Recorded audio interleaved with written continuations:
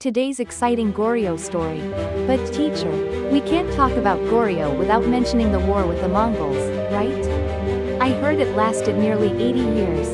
That's right. Out of Goryeo's 470-year history, the last 80 years included the Yuan interference period. But if we look closely at this period, we can see how Goryeo overcame crises. But in the end, didn't they lose to the Mongols? Even the king's names had Chun in them to symbolize loyalty. Wasn't Goryeo totally subordinate? It's not that simple. Goryeo sometimes acted like a subordinate with power.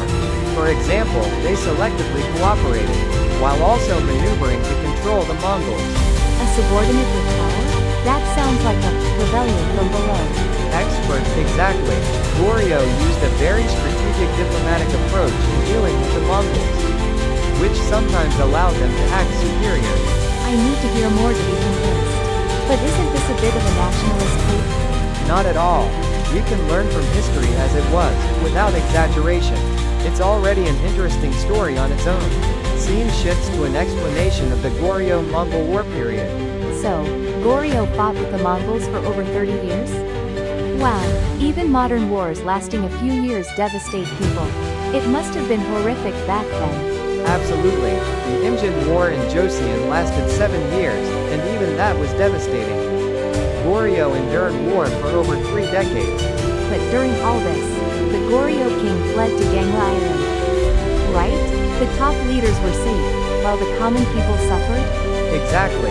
The Goryeo court was safe on Gangla Island, while the general population bore the brunt of the war. Scene shifts to explaining the Yuan interference period. Despite all that, Goryeo still ended up under Yuan influence. But I heard Goryeo kings had Chun in their names to show loyalty to Yuan. That's true, but Goryeo never fully lost its sovereignty. Instead, it managed to maintain its own kingdom through marriage, alliances with the Yuan imperial family. So, it was basically a survival strategy through marriage? Exactly. Goryeo maintained its independence by marrying into the Mongol imperial family, which earned its special recognition. Didn't the Mongols force people to shave their heads? How did Goryeo's kings avoid that?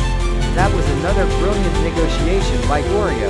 While the Mongols enforced hair shaving in other regions, they allowed Goryeo royalty and nobles to keep their traditional appearance. This helped preserve Goryeo culture.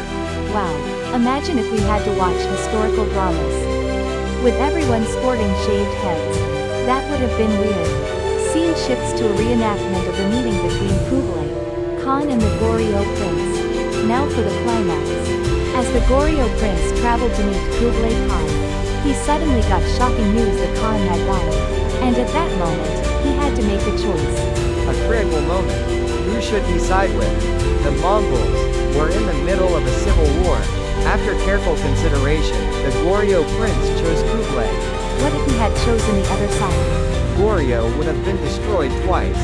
Choosing correctly helped them survive.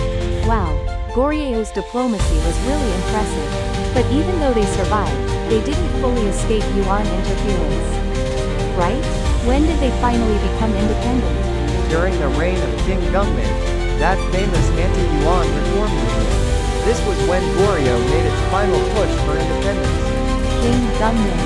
Is he like an underrated soccer player in history? Exactly.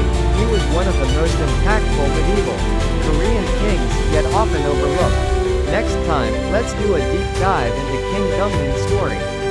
Sounds great. We should get a sponsorship from Goryeo Ginseng for this.